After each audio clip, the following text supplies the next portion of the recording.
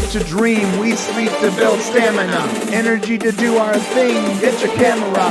This show is about to begin, so sit down and buckle it in. Let's go! Hey everybody, welcome to the Friday morning Popcast Unleashed at 10 a.m. My name is Brian, that is Shane, and we are so glad to be here with you today. How you doing today, Shane?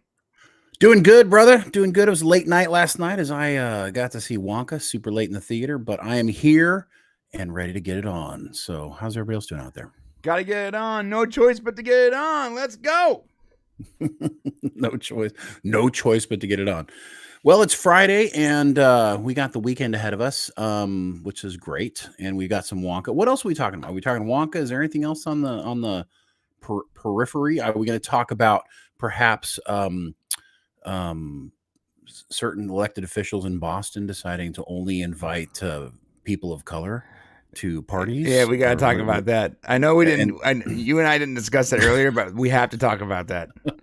And also, like, all these disaster movies that are coming out right now that are like the world as we know it is ending in America because of civil war and all the terrible things that are happening. We're going to be destroyed. The Civil War trailer actually looks pretty badass, but I'm like, you know, it's going to be like hyper leftoid nonsense. Like, anyways, we got a lot to talk about, but the first thing we came here to talk about today. Oh, I guess we have to talk about the Stream Hero first, huh? Yeah, rock it out. If you want to be the Stream Hero in the upper left-hand corner, I feel like we explained. At what point do you explain this every single week to the same people? So we should like have somebody else explain it. Like we should like have a little thing set up where it's 10 seconds. We bring in like a famous person. Could have already done by now, have them explain it. Explain. Right? Don't know. What do you think of the idea, seriously, of like getting Patrick Stewart to just explain the Stream Hero? If you would like to be the Stream Hero, shut up, Wesley. What the fuck are we talking about here? Why am I doing this? Listen, if you want to be a Stream Hero, it's pretty simple. When you super chat or tip or whatever, it knocks health off the remaining us, and then whoever the actual hero is after that, and whoever's there the longest gets the mystery box. Last year it was Chappie. He already sent me his details, and we are preparing that box as we speak, Mr. Chappie. Also, please do me a favor, hit the like and subscribe at the bottom of the page. The YouTube gods really like it when you like streams. They do like it. They do. They do. Yes, and on that note, I do have. I would like to start this out by saying that sometimes when two people run a show, you don't get the same, I don't know, flavor as for example, Brian sets the thumbnails, right, and he sets the tone of our videos, and sometimes we talk about it, and we agree, and sometimes we totally freaking disagree, and so the thumbnail that you got for this Willy Wonka video is something that Brian and I 100% do not agree on. Now, he doesn't know this because I haven't shared any of my thoughts about the Wonka movie from last night. But you're going to come here probably thinking that you're going to get this movie just torn apart.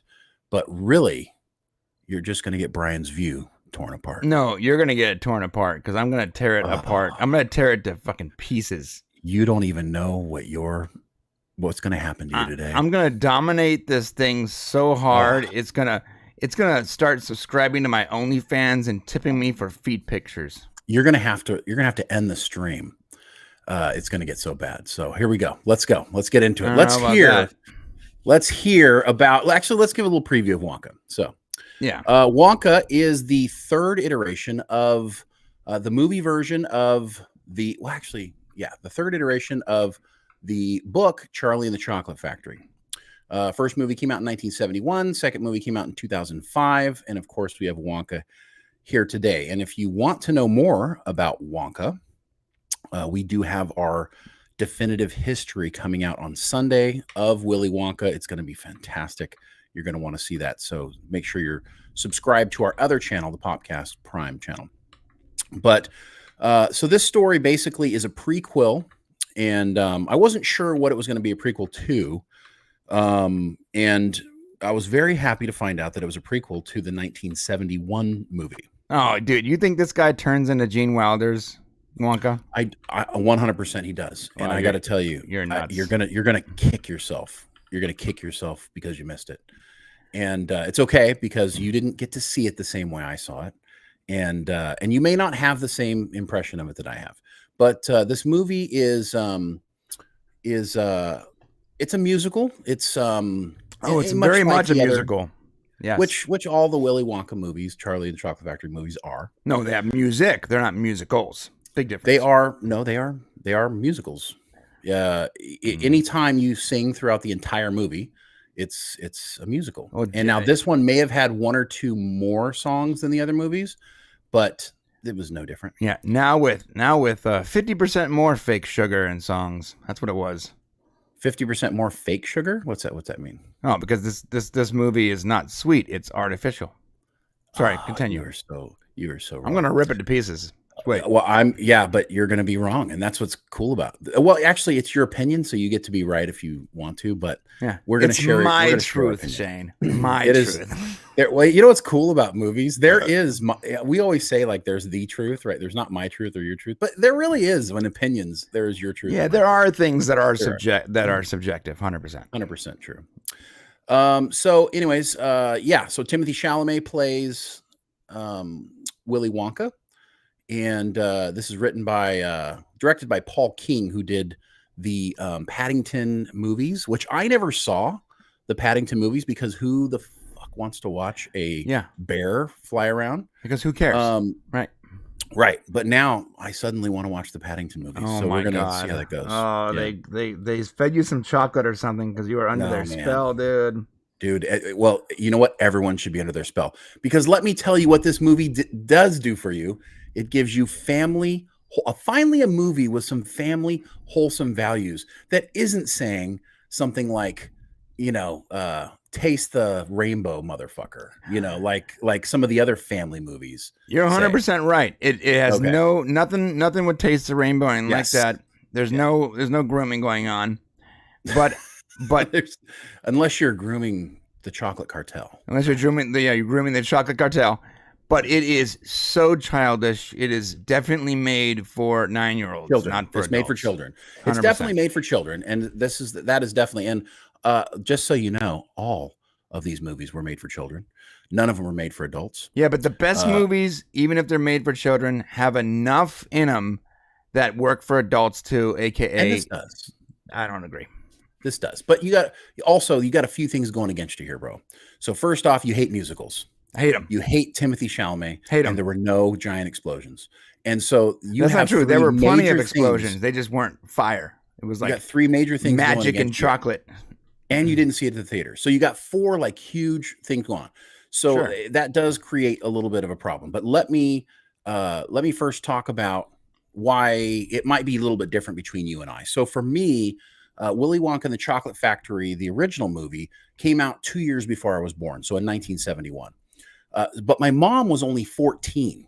So when she saw the movie for the first time. So when I saw it with her when I was a kid, I saw her eyes light up. She was at that age when the movie first came out where it was like magical for her. Right. So when I watched it for the first time in the late 70s, probably early 80s, late 70s, I saw like the look on her face, and that became a magical transportation. And Willy Wonka actually became a big part of my story. It's the first real morality story I saw as a child that taught me a lesson and also entertained me. And, the music and everything that came with it, really has left an impression on my life. So it's actually one of those movies that's really important to me. And I've wanted to share it with my kids and kind of that whole thing. And I don't know if you have that same relationship with this IP, but the Gene Wilder version of this movie and Gene Wilder's performance really spoke to me. So give me your impression. Let's go back and do some of your history on this so we can really get to the bottom of Wonka here. I watched Willy Wonka and the Chocolate Factory when I was younger, and I enjoyed it. It was something we watched often in our house. We watched it from time to time. I probably saw it 20 times throughout my childhood. This is back. What's funny? It's back before streaming. You tended to watch the same VHS tapes often. Yes. And that and Star Wars were like our go-to VHS tapes. Now, I didn't really appreciate it when I was young. I liked it, but I recently saw it again because we're doing this history, and that's when I really can appreciate Gene Wilder's performance and the subtlety behind him.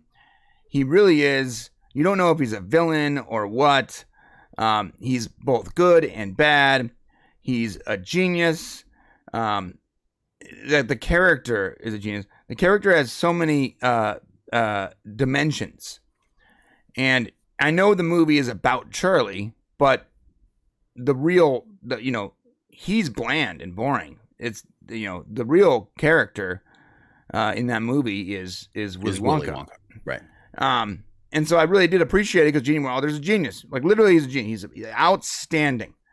Although Roald Dahl did not like it, in fact, wrote a sequel to try and didn't give the rights away to try to mitigate what he thought the damage was that movie did to his IP.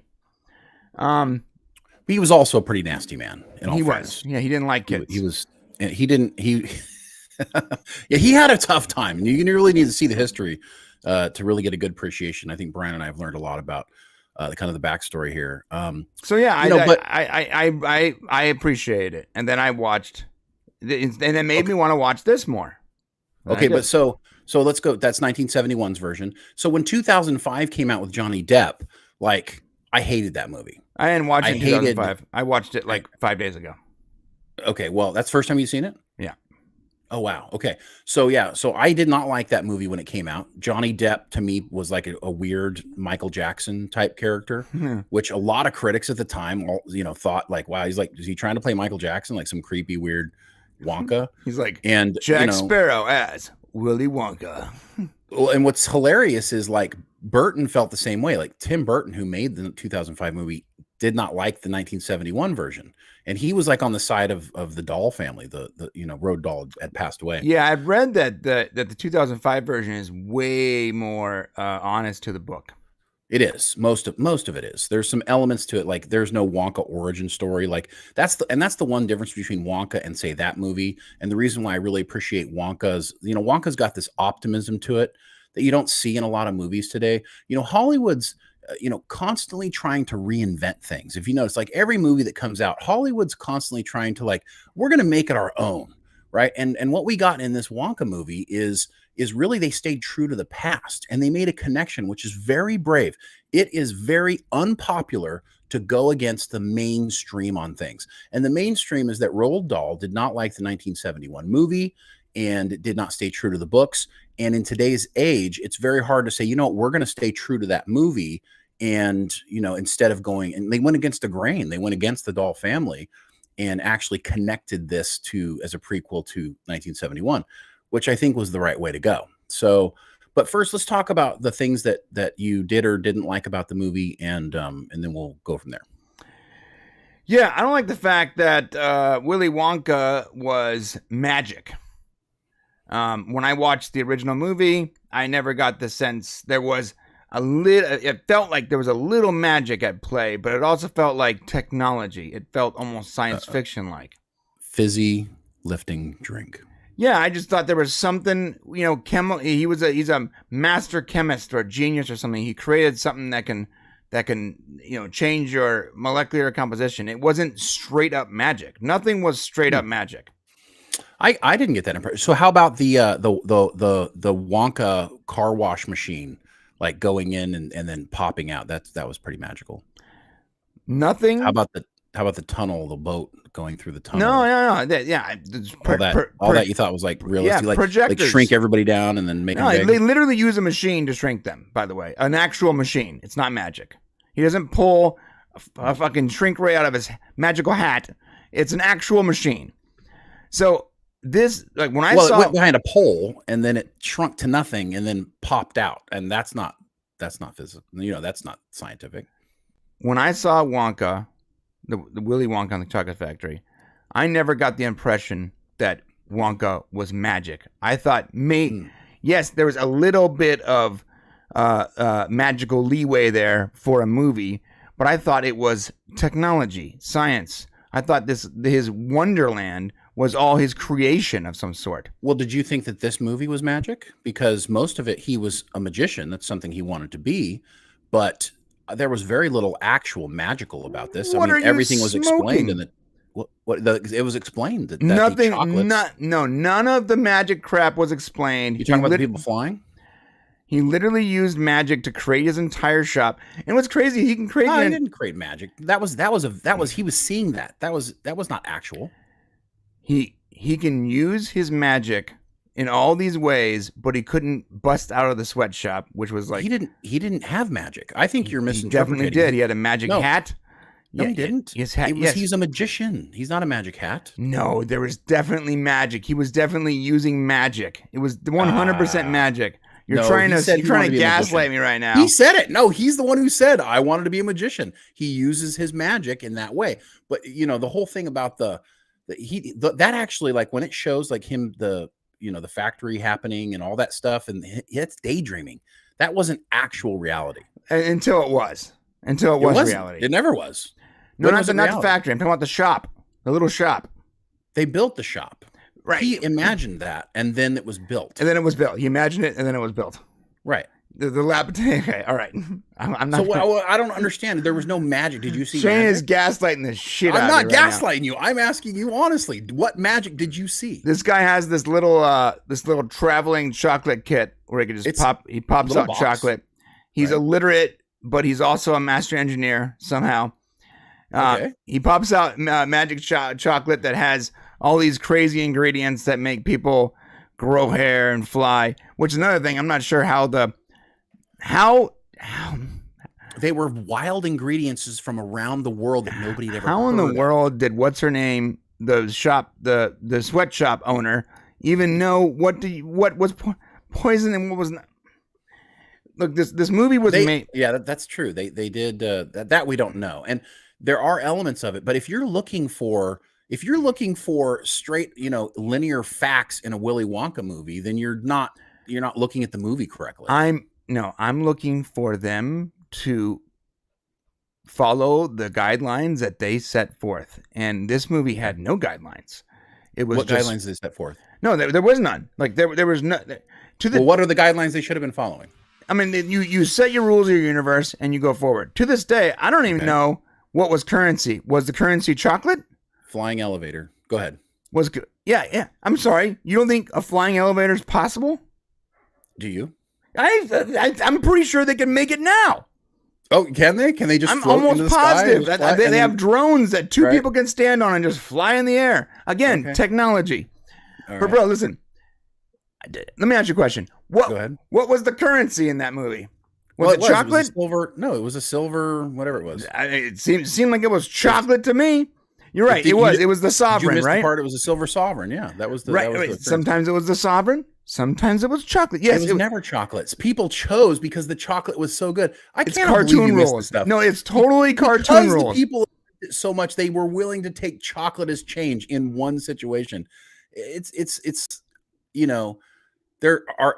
If you paid close attention to the movie, which I doubt you did, because you weren't interested in it. And I did, because I had just watched the 70s version. I was super interested in seeing how Wonka set up his factory, but then we didn't even see that.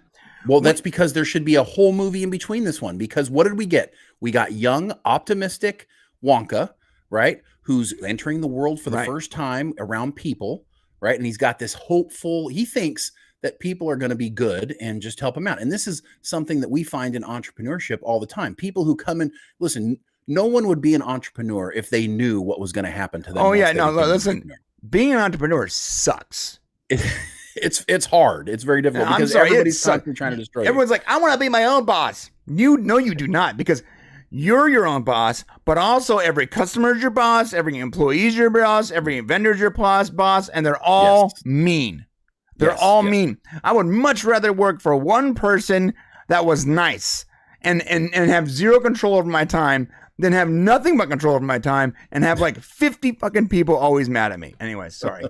Okay. I think we just bled into reality here. I apologize. So Wonka. So I haven't slept, by the way. I sleep like 2 hours a day. For like the last 2 weeks, I've been sleeping like 2 hours a day. Yeah, no, it's been a weird week. It starts to break your brain, you guys. It starts to break your brain. Okay. Yeah.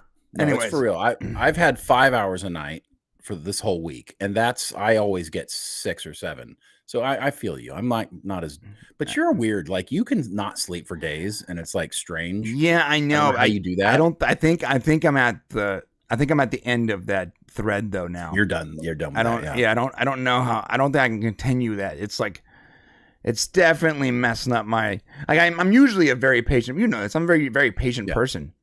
I can compartmentalize. I don't take offense at things. Dude, I found myself last night getting mad at everything. It was like I quit smoking again all of a sudden, and I realized it was because I was tired. Yeah, that has a lot to do with it. Anyways, back to this. So Wonka in this movie is very hopeful. He's very optimistic, and I think what's really cool is not only do they stay true to the story by having the Oompa Loompa look exactly like the 1971 version, which we'll talk about. Hugh Grant and what a great job I think he did, and Hugh Grant did good, but there needed to be more Hugh Grant, and kind of telling that story. And kind of connecting the two, because you don't really know how the Oompa Loompas get there, so they do a good job with that. Oh, but I think that was damage control too, because they don't want to say the Oompa Loompas are slaves, right? So they weren't slaves in the first movie either. So the book they were kind of slaves. They weren't really slaves. So in the book he goes into the real problem is that he made them African pygmies. That was the problem with Roald Dahl. But back then he lived in a time of imperialism, and you got to remember Britain had colonies all over the world, right? And that whole thing was very fascinating. The whole time, the Jungle Book, all that came out at that time, dude. So it's not weird that he did that. I know a lot of people say he's racist because he did that, but I think that was like the world view at the time, right? And actually Willy Wonka rescued the Oompa Loompas and brought them back, and they worked with him. It was supposed to be a team effort. And I think that, people just kind of said, oh, it must be slavery. Pop culture people do that. So, well, this rule though, because he took a cocoa fruit, all of a sudden he owes them a ton of cocoa.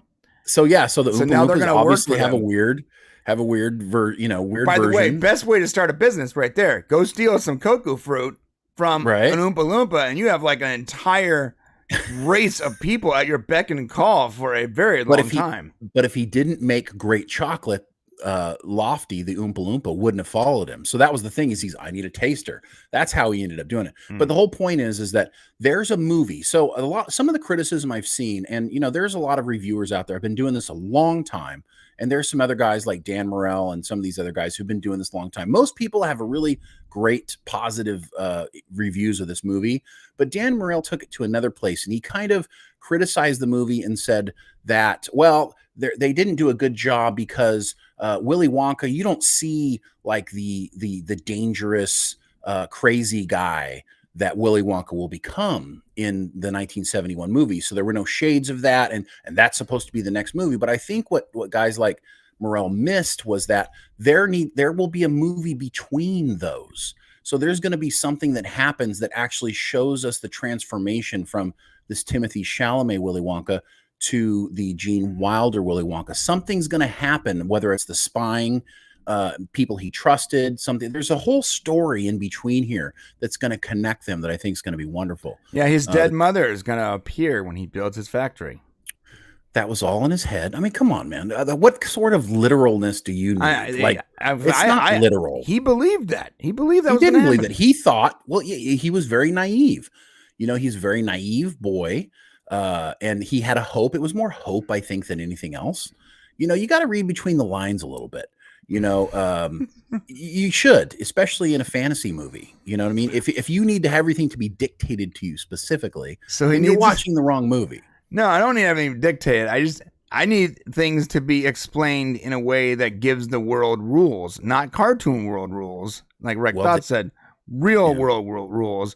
This is not a real world, Brian. Or just rules as it pertains to that world. But cartoon world rules suck. Okay. Well, I don't know what rules pertain to this world. What did they? I don't really know actually, because it was whatever the plot needed to move forward. Because it really was made for kids, and kids don't care about that kind of stuff. Now as a kids movie, it's great. I'm sure my kids are gonna love this movie. Well, it's not. That's not fair. Don't just pin it in as a kids movie. It's definitely made for children. But I'm telling you right now that if you have any affinity for the 1971 version of Willy Wonka and the Chocolate Factory, it will touch you. It will reach you. And I got to tell you, I had a tear come down at the end of that the final song, which was pure imagination.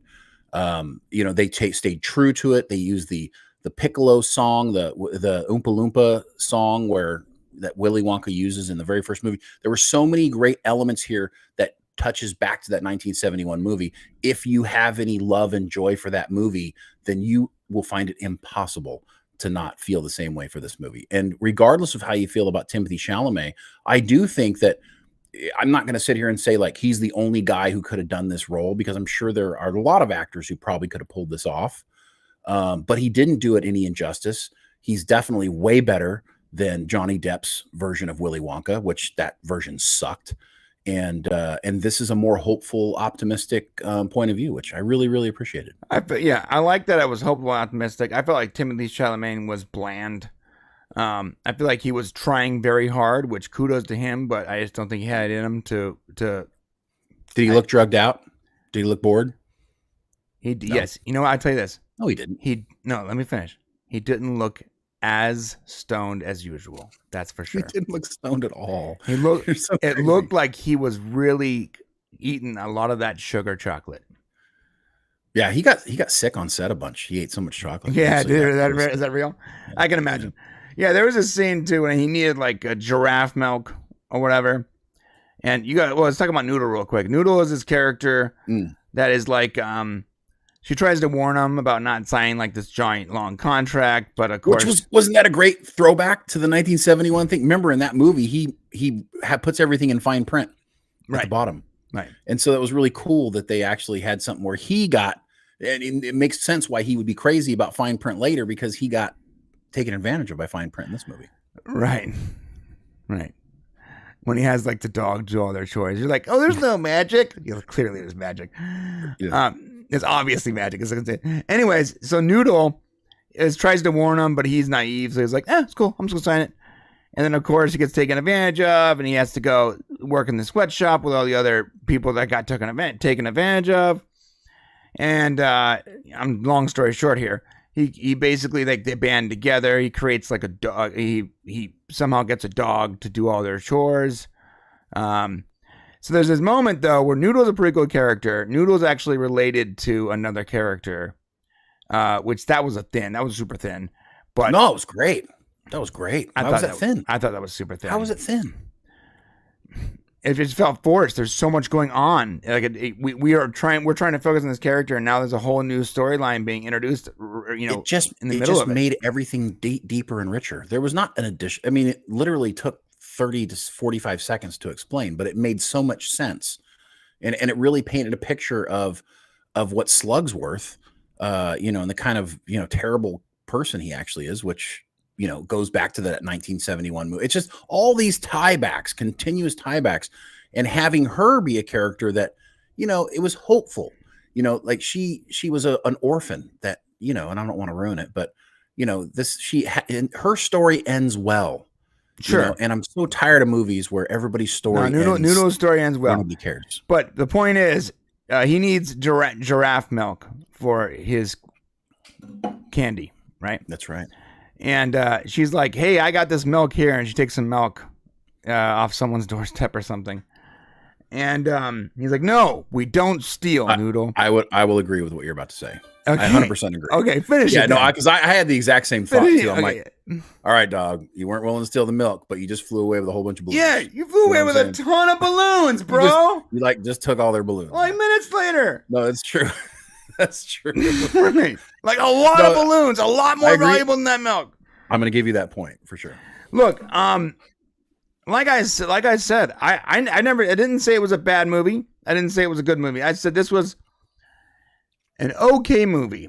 I feel like it wasn't made for me. I feel like it was made for much younger people. And perhaps that would be okay if there was another movie that explained how he got to his dark side. And if that happens, it'll make this movie better because it'll be part of a whole. I agree with that. But for me, I gotta see the darker side of this so that there's a full story. Because if it just goes straight from this to his factory, it doesn't work for me. And you're going to have a problem with that a little bit because it's going to have to be somebody else. Paul King, who directed this movie, and of course, this is the kind of movies he does. He's really good at this type of movie. He's good at kind of, the quippy but child.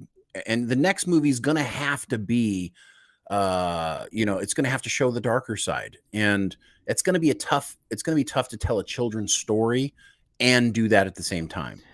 And they're going to have to lean more into that 2005 version, I think. Do you know what I was thinking the whole time? David Tennant as Wonka.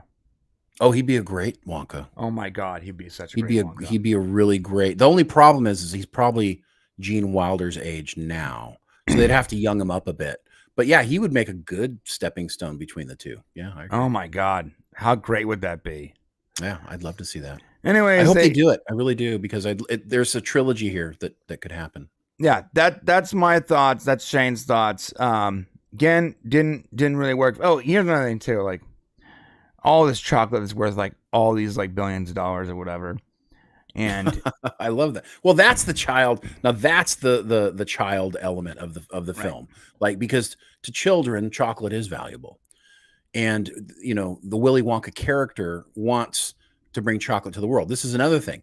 Like, there's some other real world level things going on here. What you have to admit that it was funny. Every time they would say the word poor, that guy would throw up. Oh, that was funny. Which I thought was hilarious. No. So there were funny parts. Also, I gotta be honest, the landlady was sort of funny. The comedian guy was sort of funny. She did a good job, right? Didn't they? They did a good job. Yeah. With, there was good things in this movie, and there was funny things in this movie for sure. That's why I did not say it was a bad movie, but I don't think it's a good movie, because maybe it's not complete for me.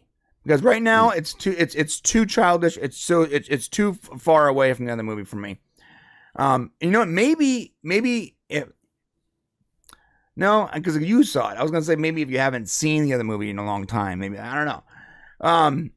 When was the last time you saw the 70s version? It's 100%. I just saw it recently. It's 100% important. I mean, but I've seen it hundreds of times. Right.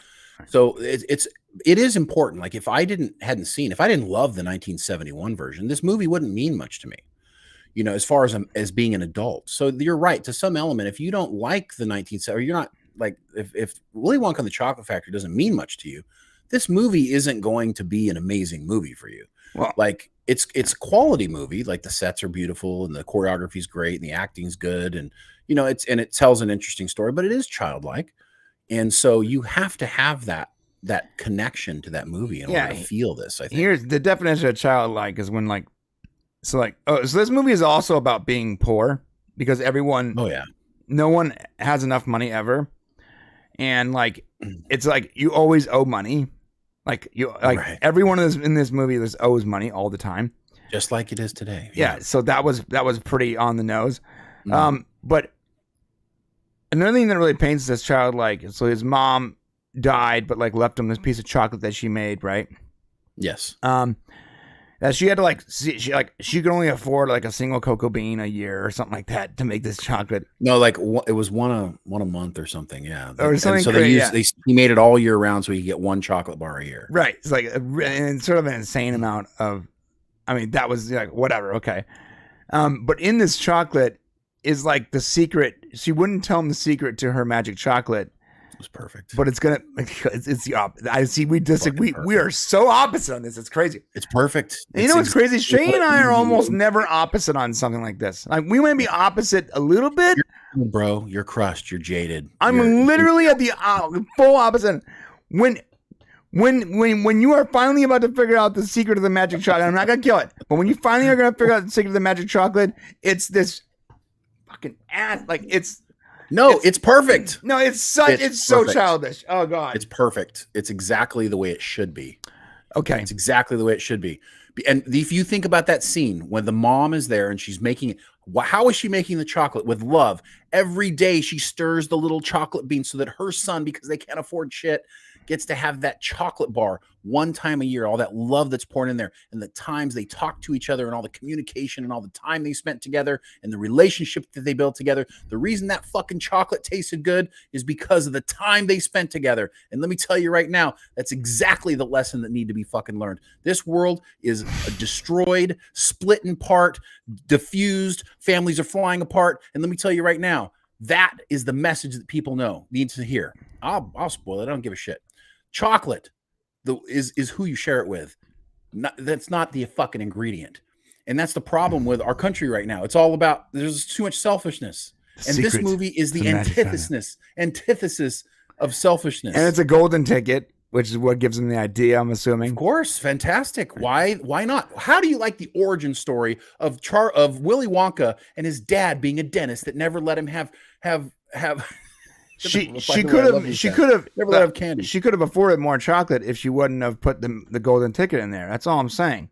Look, the golden ticket had to have cost some dough. I don't think it was actual gold, Brian. I'm just joking. I'm just joking. Look, if they make lived on a boat in the river, bro.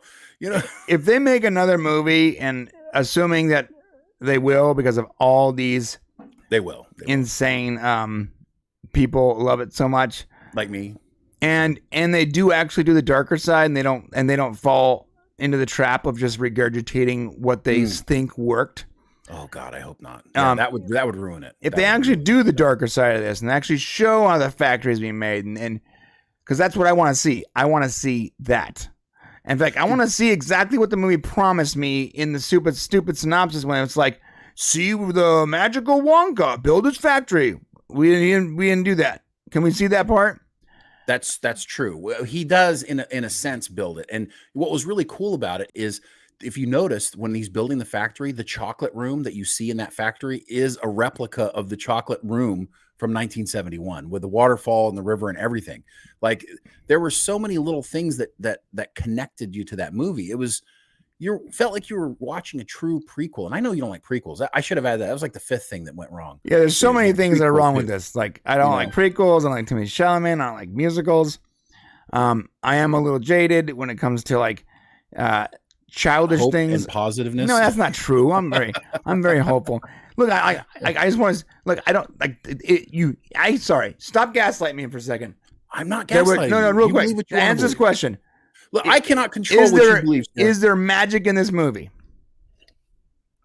Absolutely. Yeah, there's a ton of magic, and that ruined it for me. But he explained it. Whatever this creature is that was in his chocolate made you fly, and then it went out your ass after a while, and then you came back down. I mean, yes, is it magic? But yes, is like some unfound creature in the wild. I mean, that's kind of the wonder of it all. You know what I mean? So it wasn't like he was just like snapping his fingers and the pure shit was appearing. All right. You don't like that song, man? Are you mocking that song right now? What's wrong with you, dog? We're gonna have an intercession after this. All right, guys. So bottom line is, look. Let's say you side with me. Worst case scenario, it's an okay movie that's good for your kids, and it's totally safe, family fun. It is safe, very safe. Best case scenario, you side with Shane. It's an awesome movie. It's also family, safe, friendly, and super safe. So ultimately, it's a win for anyone out there. I think so, but yeah, I just didn't. I just personally needed more, and it's possible that there is a sequel that explains that darker side, and as a whole, it will be great. But this first half for me, not so much.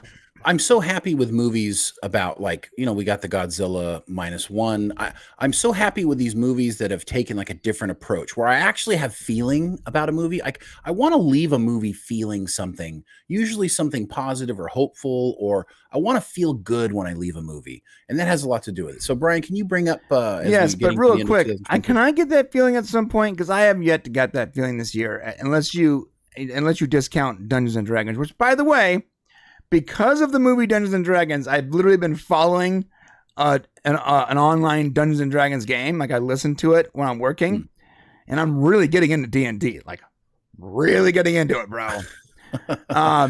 Like now I'm pissed that our dad didn't let me play D&D when I was a kid because he was he was religious never and he gonna let thought you it do was that. like for warlocks or some shit. Yeah, Now you I'm missed like, out, man. I need to play D&D. But now Yeah. I'm too old and I have multiple jobs and kids and a wife and I have time for D&D. Anyways.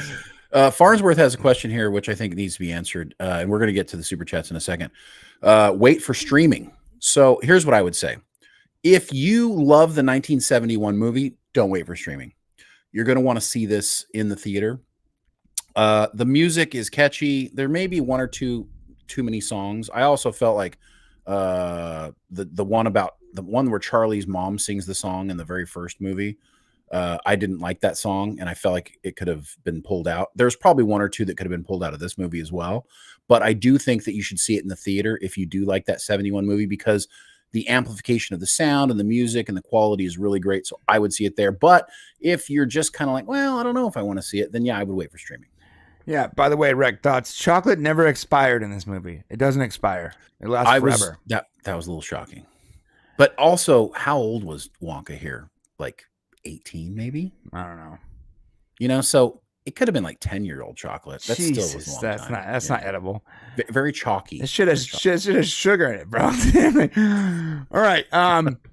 This is Shane's best movies of 2023, and let me explain why it doesn't say Brian and Shane's or Shane and Brian's, because he started tracking, didn't tell me. I didn't track anything, so I'm gonna wait until next year to start tracking my movies.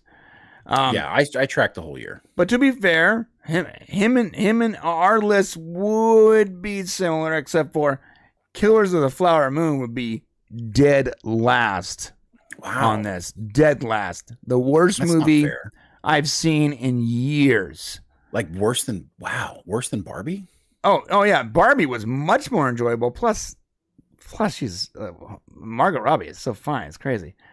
So we're gonna have to come up with how we determine what movies are good or not. Like next year, hold on, we come up with a list. Asteroid City that would compete with Killer. That was not just bad; it was also disappointing. Which actually, I think Asteroid City would be at the bottom of the list, but second to last easily. So for this one here, and I don't know if you can zoom in a little more or not. Oh, I guess you can see it pretty well. So Wonka did come in number 2 for me. So it managed to push down Spider-Man Across the Spider-Verse, which I love that movie. I think it's like kind of groundbreaking in its in the way it was made. But Wonka did something that no other movie did for me this year, and is that it stayed true to a franchise. It stayed true to an IP, and it actually made me feel love for something in a movie again, which just didn't happen this year. This was like the only movie that did it. Godzilla -1 stays at the number 1 spot because that movie is badass, and that's it. No, Godzilla -1 is beyond epic. But for me, D&D would still be reigning top. For me, if I did this list, it would be D&D, then Godzilla -1, and then I ain't sure about number 3. Actually, I like Gran Turismo a lot. I did too. I just think and it was a true movie. story, which actually Yeah. I thought it was based on a true story.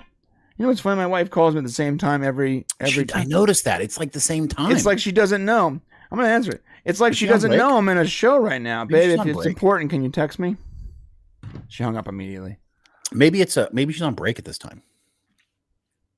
Yeah, I'm assuming. Yeah. So, yeah, Gran Turismo for me was really good because it was based on... So I thought it was based on a true story. I did some research. It was actually like the majority of that happened. They only amped up a couple scenes.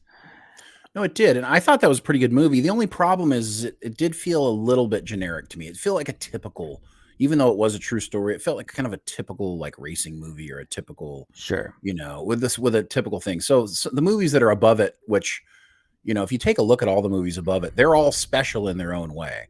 Like the Hunger Games really stuck to, that prequel. I thought was a really great prequel. Yeah. The Snow character was fantastic. Guardians of the Galaxy Volume 3 was kind of a completion, definitely the worst of the 3 movies. And I agree with you. Dungeons and Dragons was a really good movie. But now that I've watched it a second time,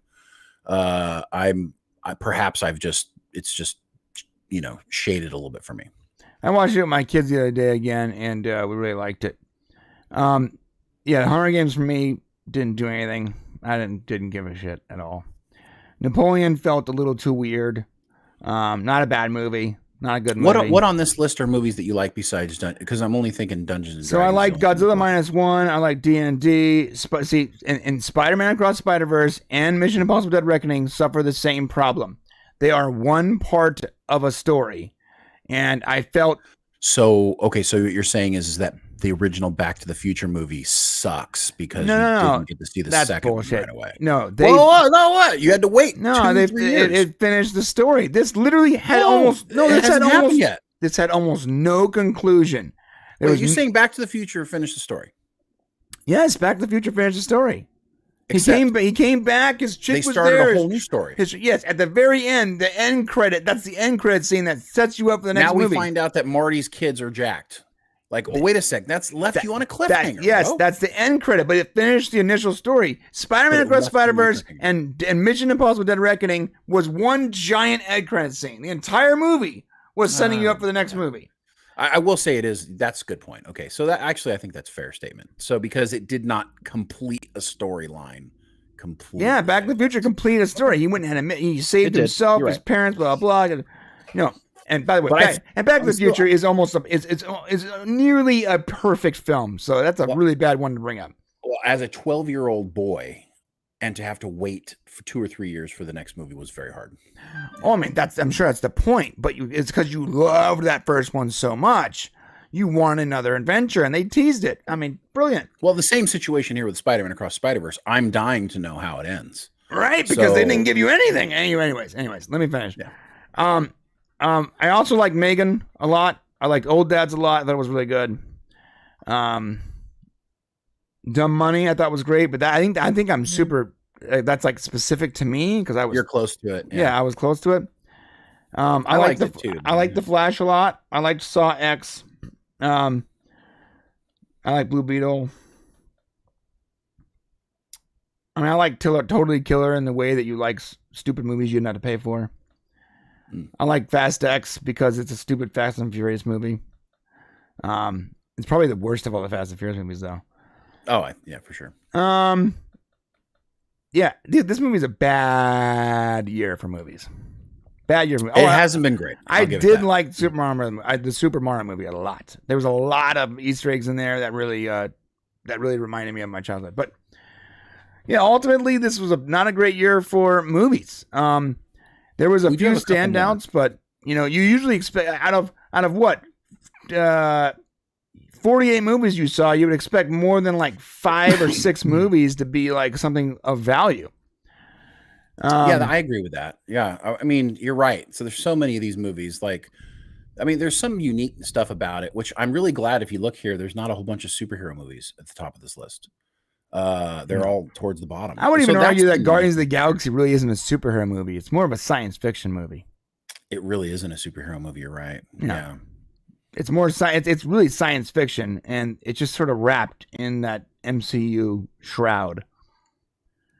I agree with that. Yeah. Megan was a good movie, though. That's like a different breakout kind of movie. Yeah, that was unique. I liked that a lot. I didn't like Oppenheimer. I thought it was super boring. It was informational, and I appreciate the acting, but yeah, it was not a great movie. Oh, it's so boring. But you know what was the most boring? Holy crap.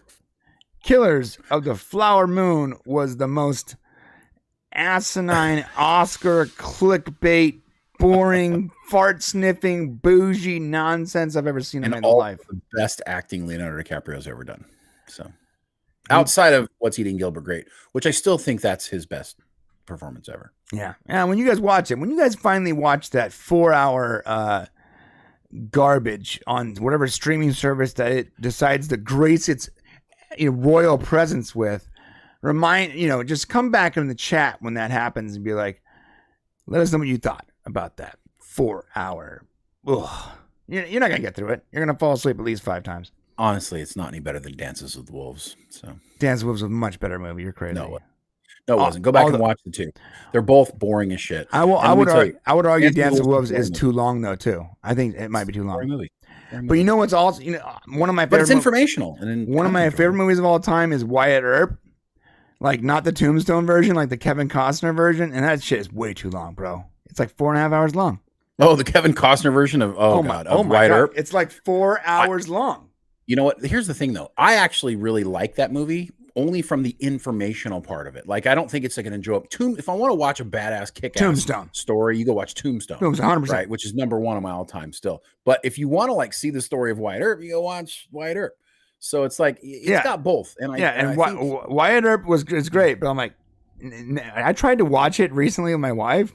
Yeah, and we like blew it up, and I'm like, we're about an hour in, and we're looking at time, I'm like, oh my god, I forgot how long this movie is. Like, we're like a fourth of the way here, and my wife gave up. She's like, I'm not doing this. I'm just gonna turn on Survivor and let's go to sleep. I'm like, it was so hard to watch Dennis Quaid as I like Dennis Quaid, just like I do too, but he has too much time to spend on screen. Like, you gotta shorten that movie, man. I don't know. Well, and he weakens the character so much, which is probably pretty accurate and like in reality to what the character was. But Val Kilmer just brings this presence. That scene where he's like, "Oh, look at that!" And he looks at his feet at the end. Like, what a great movie! That's a great movie. Great movie. Yeah. I also, but I'm a sucker for like almost like the pop style westerns, Young Guns. I rewatched that. It was not good recently. I really liked it when it first came out, but watching it now, it does not hold up. Really? I haven't seen it recently. Yeah, it was. What about American Outcast? I don't remember that one. Oh, that's not one of those movies where it's like a popcorn western. So like, I was a sucker for Young Guns, American Outlaws, obviously Tombstone. I mean, dude, even like the more ridiculous one, like Cowboys versus Aliens. I watched only about half of that. It was just so ridiculous. It's sort of silly, yeah. Yeah. But then also like the really gritty westerns, like I feel like, I know that's more like accurate, but I don't want to see that. Like, I don't want to see the cowboy covered in shit, like rolling 310 in. to Yuma. Yeah, it's 210 or 310. Too gritty for me, bro. Okay, too much. Give me the westerns. Give me the westerns that are like borderline superheroes. Okay, I want to see that. I want to see Selma Hayek and what's her name in Banditos or Banderas or whatever it's called. Like, I'm sorry, that movie's great. First off, it's a popcorn western. 2 chicks kicking ass, beautiful as hell. And you know what? Yeah, is it accurate? Hell no. But is it fun? Yes. Young Guns is not accurate. It's fun. American Outlaws, I'm sorry, I'm pretty sure they didn't have rap music in the Western times. And it's literally set to like PODs, click, click, boom, like, but it's fun, bro. And they're all trying to be Tombstone, which perfectly walked that line between fun and accurate. And because it wasn't terribly accurate either. No. But you're right. Wyatt Earp was too accurate, and it's 4.5 hours long, and my wife can't even get through a single hour. That is a problem. Yeah, that can be an issue. If you like documentaries, I think that style's good, but you're right. There's something to be said about both. The ending of Wyatt Earp, though, was my favorite when they wrapped it up, and you had all those people outside, and they're trying to get to that criminal that Wyatt Earp has locked up. Oh, yeah. And he has that scene. He goes, give us the man, or whatever. And he's like, listen up. I got 7 bullets in this here gun. He goes, you guys can all rush me at the same time. You'll get me. And you'll get what you want. But I'm going to take out 7 of you before you get here. So who's first? He's like, who's first? How about you? How about you, Jed? I'm going for you, nurse. And then maybe you, Mark. All right, he starts calling people out. And they're like, never mind. Great scene, bro. And hell's coming with me. I'm sorry. I want to go watch. I want to go watch Tombstone right now. Sorry. I've seen it so many times. I've seen it so many. I love it so much, though. Yeah, and I love Kevin Costner's portrayal of Wyatt Earp. Just the movie is too long. It's too long. Yeah. Okay. Let's do super chats. All right, let's do it. First up, Rec Thoughts for $5. Thank you, Rec Thoughts. I'm sort of with Brian on this. As a kid, I felt like I was watching a live action with cartoon rules. Yeah, and You're talking about the 71 version? Yeah. I'm not a big fan of the cartoon rules in movies. It never worked for me. I know a lot of movies do that. In fact, there's movies that literally their entire... Jeez, my wife just doesn't get it, I guess. There's movies where their entire shtick, like I'm muting this phone, is like cartoon rules. And I don't like that, even when that the entire premise of the movie is this person is going to cartoon world or whatever. Like, you know what? Because now there's no rules for me to ground myself in. Even if the rules are magical, fantasy, or science fiction, like I need to have guardrails where it makes it something that I can invest my time in. And if it's all just cartoon nonsense where anything can happen at any moment, it doesn't work for me. Like Fast and Furious movies, right? Yes, no, exactly. But no, cartoon. 100%. No. Fast and Furious is cartoon rules. But you know what? This is why I like Fast and Furious, because they think they're making an action movie. I'm not sure. Do they, or do they know they've gone beyond? I don't know. But I watched that movie and I'm like, someone knows that this is just silly nonsense. Right. And for me, I know for a fact there are people that believe in the action adventure quality of that movie. And maybe it was that way. Look, the first movie was about a bunch of street racers that stole stuff, and it was actually pretty damn realistic. Yeah, they didn't get to, somebody could probably. They eventually become Riddick. Okay? They eventually become superheroes in cars that literally, not defy gravity in the video game sense, like this car defies gravity. No, literally defies the laws of nature. Physics do not apply. And that's what makes it fun, because it's gotten so insane where now I'm going to be like, what's next? What insane, crazy nonsense are they going to do next? Oh, they put a car in a space? Okay. I'm up for it. Yeah. There's a part of me that does love watching the boulder land on the coyote. So I mean, there is that, there is that element to that, which I think it has its place. So if you do, and Vin Diesel lifts it up off the coyote with one arms and grabs the coyote and says, "Your family, right? And then crushes it in his bare hands. Sorry. No, there's movies like Deadpool. The Deadpool movie. I mean, there are movies where the ridiculousness is great. See, the great thing about Deadpool though is it's ridiculous, but it's established that his power is that ridiculous. Like, he can heal through anything.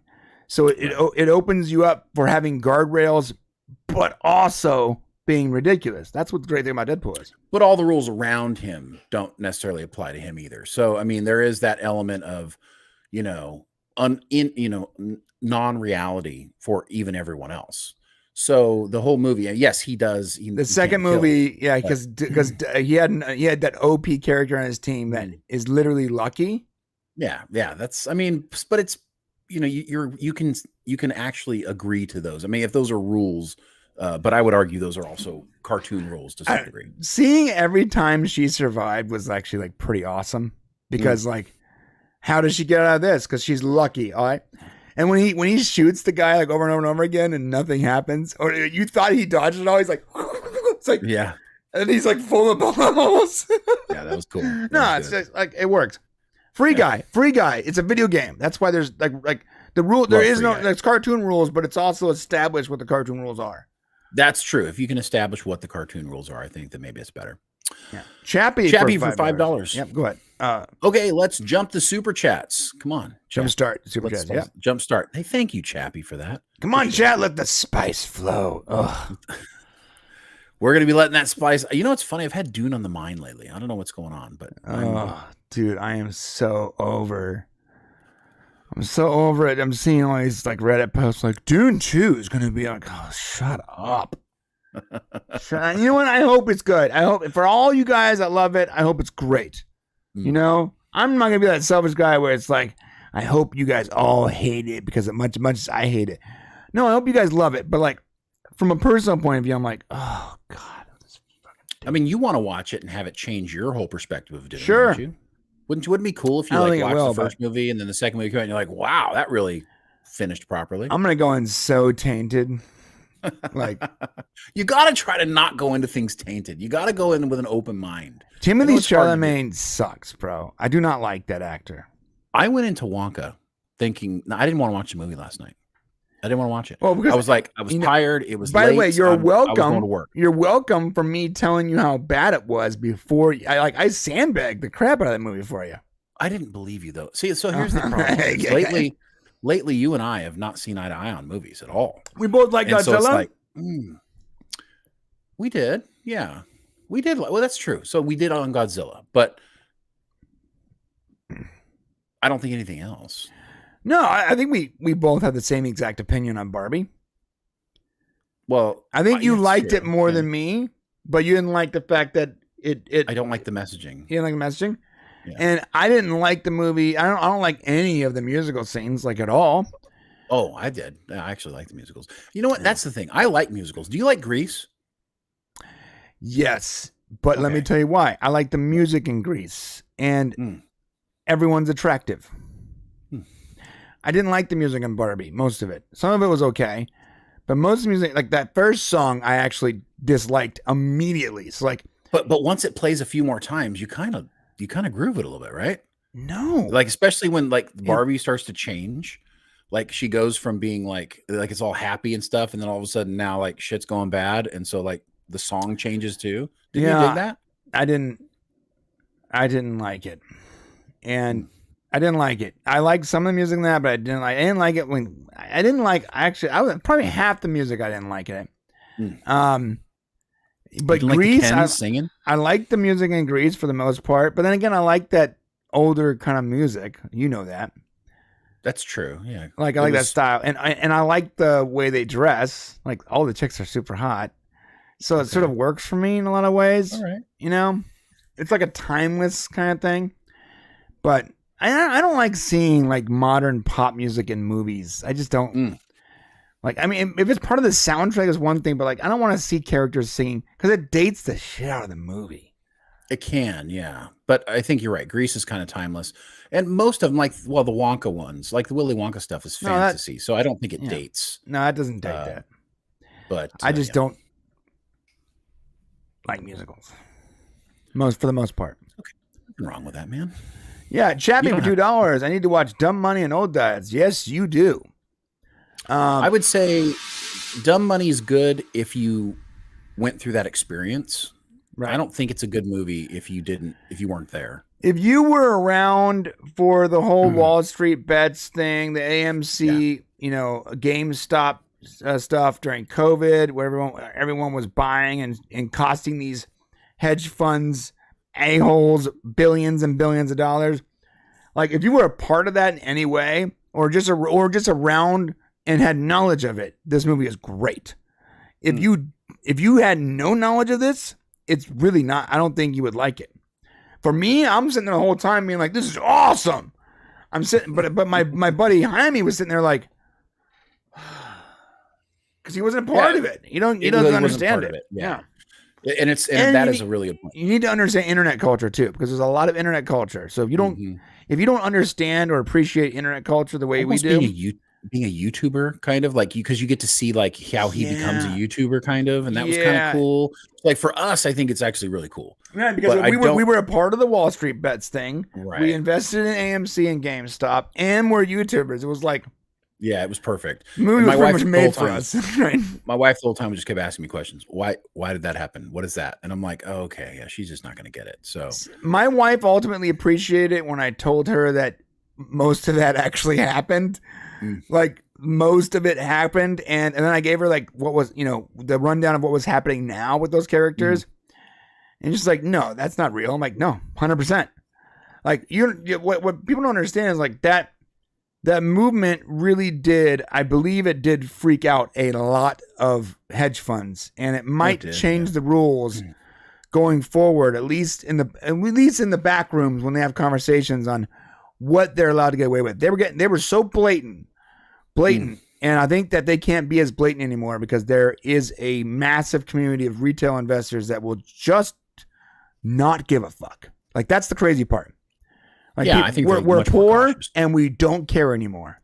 But they're still winning even after that happened. So right, yeah, they always will. No matter what, the house always wins. The house always wins. Like you don't beat the house. Period. The end. Sorry, guys. The old dads, though, I think anybody can enjoy. If you're a guy, if you're like over the age of 30, then you can like that movie.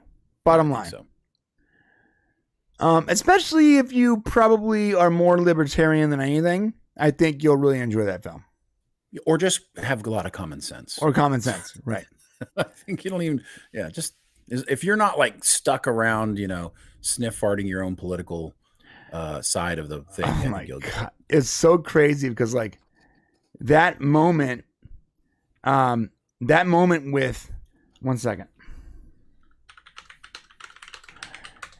That moment with the teacher when she was like, you have to apologize. And he gets down on one knee. I mean, figuratively speaking, and he apologizes to her, and he's gonna bend the knee to make it right for his kid, which is what all men would do. And then she drags him out there. But that's not good enough, Brian. It's not good enough. I need you to be totally and completely emasculated and humiliated. I need to taste the tears of your sadness before I will even allow you to continue breathing in my existence. And you know what's crazy? Bro, we know people like that. Well, that's what makes it great. All right. Yeah. Great movie.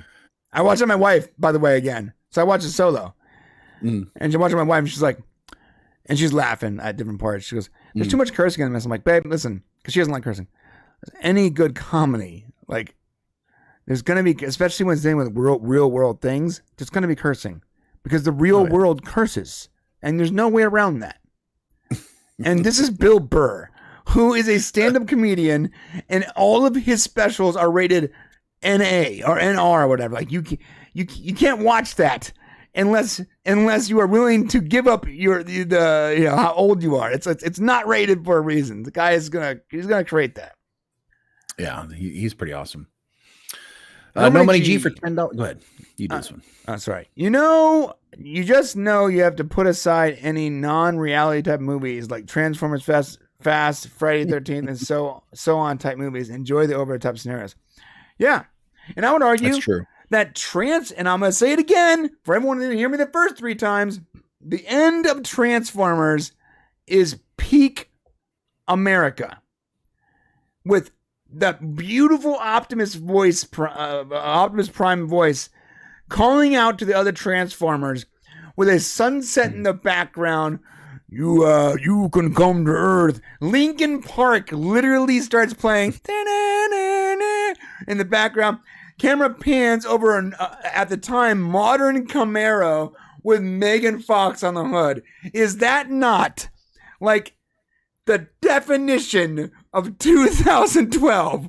Right? It's like everything about that is like pure 20. Well, especially if you're a dude, for sure. Right? Yeah. It was like the way and right when he finishes the speech, it's like the Linkin Park finish. And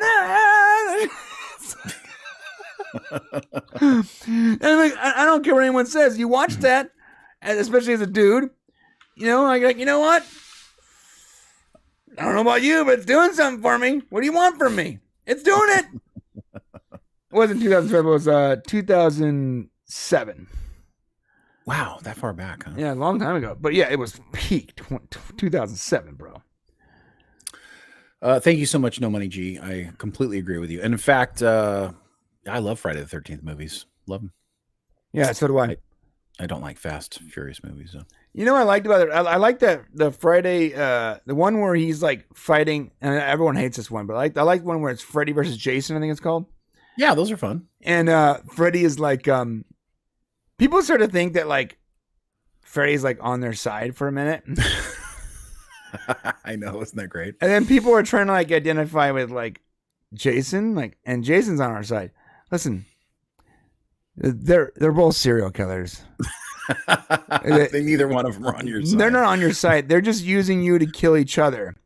But that's what makes a movie good. Like when the bad guy all of a sudden comes to your side. Yeah. Yeah. And at no point, like, do you really believe that once one is done killing the other, they're not going to turn around and murder you? Of course. But there's that moment where Freddy takes over like the stoner guy, and he has like the sedatives, and he's like, "Get out of here! I got this motherfucker!" Like, yeah, super cool, man. Yeah, that was cool. And then the Freddy wink at the end when he's pulling and you're like, "Oh, wait! Is this just Are we in like? Are we in a Is this the dream world? Yeah. Did Freddy really win? And and the great thing about that movie is they don't answer the question, right? Which is the way it should. And it's sparked debates for like decades now over who won that fight. Great movie. Silly as hell, but fun. Chappie for $5. I was there for the Wall Street Bets, AMC, and GameStop stuff. Hilarious. Great. Yeah, that was a great time. Good Brian time. and I were following together. Remember the memes? Well, what's crazy about that is I don't know. Like, at what point does being like generationally wealthy and like just maintaining your character, like that is something that dude did with that by holding and thinking. Because listen, GameStop just isn't worth that much money. I looked at GameStop. I've looked at both GameStop and AMC. When I saw AMC was at $3 a share, I'm like, what the fuck's going on here? This is the movie theater. I'm like, it's getting crushed because of COVID. This is an investment we need to be in. But then when you took a longer look at it, they were like seriously in debt. Like there were lots of problems with AMC. Well, GameStop, I mean, come on, guys. You all play games. Like, what do you go to GameStop for? You go to GameStop like if you're desperate for like an old used game that you want to buy. No, that's not true at all. No. What are you going to GameStop for? Yeah, so they have that sweet trade-in feature. That's really awesome because like a lot of people don't want to spend $65 on a AAA game, but you can go in there with your previous $65 AAA game and get it for half price. Here's the thing, though: nobody's buying discs anymore. Everything is downloading from like, especially on like Xbox and all these stores. They're downloading directly to your device. And I would argue that's a bad idea. Like I understand it's a bad idea, to deal with physical media, but it's the future.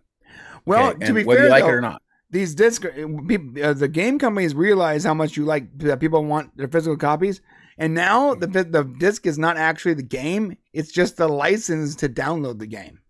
Right, but my problem is, and this is what I'm saying, is that their model, the business model for GameStop, is going to slowly dwindle to nothing, unless they can find a way to pivot. It's still twice as high as it was before that event happened. It's at 1725 right now. It was at like 5 something when it was dying. That's because it was being taken down. So there are still people who, and it is a popular stock to own. It was being artificially dropped, right? It was being shorted. Yeah, it was being shorted. But here's the other thing: is like there's no future in GameStop unless they make a pivot. There's not. I mean, because all the games are going to end up being only downloadable. And what are you going to do? You're going to go in there to buy your Popco figurine? I mean, that's what's going to be left soon. So. No, I mean, they also have like unique controllers and stuff you can't get other places. Oh yeah, you can. Every single one of those controllers you can buy. No, they have like a specific controller, like because they have controllers that are like customized with like this. Yep, and you can buy those online. In fact, go to dreamcontroller.com. Yeah, but you cannot buy this. Maybe you can go customize one, but this one, you cannot buy this controller unless you can't go to GameStop. With the metallic buttons and all that. One controller ain't going to do it. And there's like literally hundreds of versions. I know I just went through all this because my kid plays Xbox. So, and it's Christmas. So, but I just think that it's a losing proposition. So at what point is he held, he had like $12 million. Right. And he held. So he held. I mean, the guy has massive levels of character, like truth. The balls. Huge. Yeah, because I would have sold at like 3 times my buy-in immediately. And he felt like he was responsible to all the people who were following him to hold, I think. You know what? Yeah, you know what he did too? He also, because of him, there's actually like rules now for shirt sales.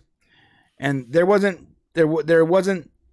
as strict as it is now. And I believe that, the house always wins, but maybe what that guy did was make it a little better for retail investors. Well, Robinhood screwed everybody. So, and it's funny, the people that were shorting controlled the market. And that's the great thing about that movie you're going to take away is the same guys who were shorting GameStop also controlled where everybody was buying their stocks from. So crazy. And it's crazy. And that's how the world works, folks, right there. That is how it works. And Willy Wonka even showed us that. That's how the world works. Can't get in. You can't sell chocolate unless you have a shop, and you can't have a shop unless you sell chocolate. You're fucked if you're not. So you need magic. So you need magic. There you go. We all need magic. We all need it.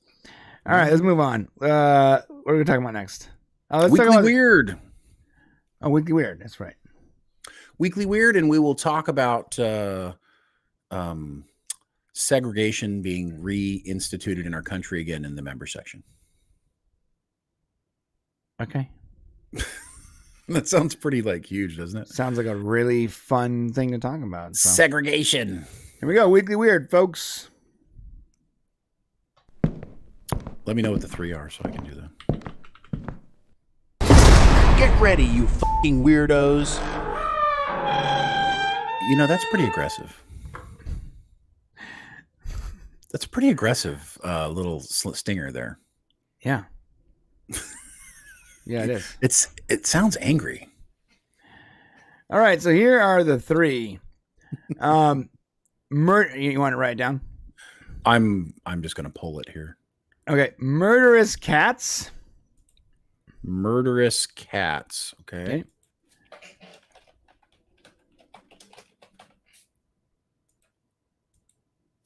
Squatters' rights. Okay. And where'd it go? Oh, and I guess another cat thing. I don't know how to shorten this, but here's the full headline: Man found dead after his staff see big cat holding his shoe in his mouth. Here's the full headlines for all you guys. Man found dead after, you heard that one. The murderous creature you live with is a murderous creature, studies confirm. And squatter who won battle over dead woman's home sells it. So squatters' rights. So all right, I got them up. All right, so what we're going to talk about, though, in this Weekly Weird is Vivek Ramaswamy. Okay. Oh, I can't do the. I'd have to redo the entire poll in the member side, Chappie. So that's why I can't do it twice. So. Yeah. Okay, Vivek Ramaswamy appeared on an X broadcast. He was actually with Elon Musk, Alex Jones, Andrew Tate, and Matt Gaetz. Talk about the craziest. I'll throw a Tucker Carlson in there, and you got the craziest group of all time. It was you know what we should do? Let's get 5 of the most triggering people of all time. The Trigger Dream Team. Yeah, and put them in the same call. So he was on a call with all these super trigger an X Spaces thing or whatever. Mm-hmm. And at some point he had to go to the bathroom. Okay. I'm sorry. It's like a scene out of a movie. And he left his mic on? And he got up. He said, "Excuse me." And then you hear. That's how that dude who murdered a bunch of people in New York got caught. He left his mic on during an interview. So he's on this call, and then they hear him urinating. And it's funny. Here's the article. It's pretty good. Candidate for the Republican nominee for U.S. president in the 2024 inspired accusations of taking the right-wing talking point about draining the swamp too literally. I would have said, that's the sound of America going down the drain, people. I did that on purpose. When his microphone appeared to broadcast himself urinating during an X Space conversation with Elon Musk. It's awesome. It's great because it's funny because it doesn't say it's here, but Alex Jones was like, hey, someone's mic is on and they're urinating. Before anyone even knew, right? He's like, someone's taking a piss and their mic on. I figured that out. And he knew before anyone else that someone was taking a piss with their mic on. And he's like, all right, figure that out. And they go like, oh, it's you, Vivek. He goes, oh, sorry about that, boys. Right? And he comes back. He goes, I only knew because I've done that a few times. I was going to say confirmed Alex Jones. I've done it a few times, so I know what that sounds like. And I know what it sounds like when someone's standing over me. oh, no, that's why I take my super alpha brain pills. What's up with him and Rogan and all those guys with the super alpha brain stuff? Yeah, and it's funny because Ramaswamy was in the midst of describing how he is super pro-human, and I mean all humans. Humans in America. When the sound of trickling water spurred another participant to cut him off. Vivek, that's your phone, Vivek. I'm not able to mute you. Sorry about that. After a pause, Musk said, well, I hope you feel better now. I'm killing these voices right now. And I feel great. Thank you, Vivek said. So they were mocked. But you know what? I'm going to bring this up about him. About everyone took it with a grain, stride, whatever. But I got to be honest. If you go back and listen to that, Vivek's got a really weak stream. I think he needs some of that Alex Jones alpha brain shit, bro. Wait, what does the alpha brain have to do with his P stream? Because I'm telling you, it was like this. It wasn't even like a full stream. It felt like he might have prostate problems or something. He needs to go get an exam. It's 100% not a healthy, strong stream. Oh, and man, you can't be president if you have a strong stream. No, you gotta have a strong stream. What president was it that like literally took his penis out and just like dropped it on the table? That would be Theodore Roosevelt. Roosevelt. He's like, listen. He's in his interview. He's like, listen. Donk. And then he continued to talk like nothing was happening. I don't think that's reality. But yes. Just imagine that. Imagine you're in a meeting, and it's you're arguing with the president, and the president just stands up and just takes his penis out and puts it on the table, and then proceeds to reprimand you. That's when you know someone is in charge. Right. Like that's this motherfucker is absolutely in charge. There's no way around it. You know what, Mr. President? You're right. I'm wrong. I'm very sorry. Yeah. If you're willing to put your nuts out on the table. Oh God. Oh man.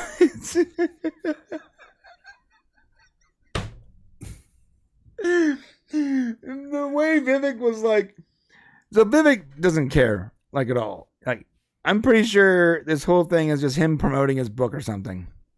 He may not have an embarrassment gene. Yeah, he might not have shame.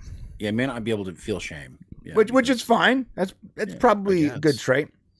No. But you want to, everybody should feel shame. No, I mean, not being not too much shame. Like, pull yourself back a little bit. Yeah, but the fact that everyone on the panel was like they're all just like him, and they just it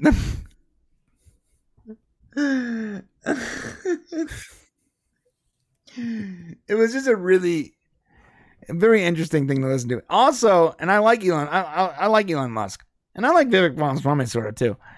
But he said some pretty good, like the way he just sort of roasts people is great. But Elon Musk keeps acting like the X Spaces thing is like a really great platform. It's really strong. A lot of people can join. Dude, if he's not all in, then it's done. I know, he but has to be all in. The quality is so good. It's not. The quality is really bad. It's like an old Skype call from like 2004. It's like really not a good software or system to use. It's not. And like you can tell, you be all in on you want, bro, for sure. But like you better be fixed. You better be like improving that thing, because it is. Yeah. I tried to listen to the whole thing in preparation for this. It is hard to listen to. Legitimately hard to listen to. Because like, is it like some voices are like this, like Discord chat? Is it like Discord chat? Yeah, it's sort of like Discord. What's that voice. old? What's the old Ventrilo? Speak? No. TeamSpeak. TeamSpeak. It's like TeamSpeak, right? Yeah, it's sort of like TeamSpeak. I think it's actually worse though, because at least with TeamSpeak, like you can make it so only one person can talk at the same time. And like, oh wait, it's not great. Like Elon Musk, be all in, bro, but like fix it. All right, fix it. That was a good weird story. I'm glad you liked it, man. I mean, anytime someone gets caught pissing, it's great. Yeah. All right. We are going to the members section. I want to see what people chose. You know, I don't think anybody cares about Wonka. No, I told you. Or they don't like that you roasted it, one of the two, because the reviews are all really good. You know, like if you look out there, like all the reviews are great. Whatever. So I don't know if maybe people are like, oh, I'm not going to listen to that BS roasting it. Whatever. Well, who won the argument? Was it you or I? I mean, art is subjective, so I'm not really sure anyone won or lost. I won in the sense where I could tell you were gaslighting me about there not being any magic in the movie. I didn't gaslight you. See, I don't believe in gaslighting because you fucking take responsibility and believe what you believe. Don't let somebody make you believe something. No, okay? you were trying to get me to believe there was no magic in the movie when there clearly I was simply giving you facts. Okay, it's not getting you fact. to believe No, anything. It's not facts. It's your opinion. Simply for providing sure. you facts. If You're you don't literally think somebody leaving can out, hold leaving on out to a bunch entire of balloons, parts of the movie in order to if make you a don't think point. people can hold on to balloons and fly away, I mean, like, what the fuck?